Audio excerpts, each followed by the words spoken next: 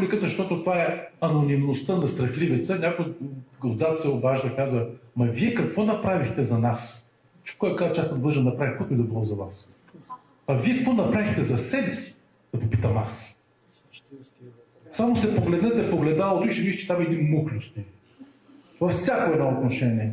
Защото нямаш гръбнак, нямаш дисциплина, нямаш воля, нямаш критично отношение към тези, които те водят за носа.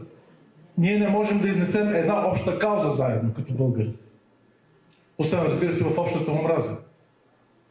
Така че, нека да почнем от това.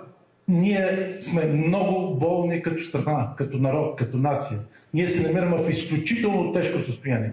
Тези думи, които в момента ги казвам, не ги казвам с някаква такава студена отстраненост, едва ли не като доктор, който вижда труп.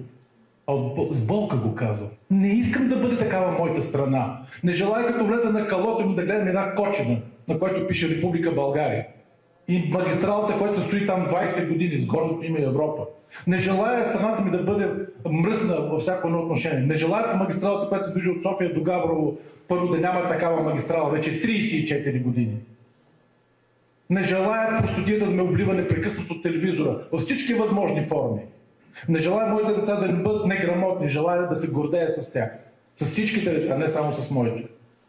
Не желая да се казва българска работа с пеоративен характер. Напротив, искам да се гордея с това.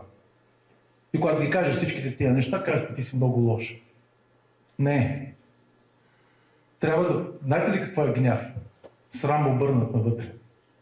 Благодаря.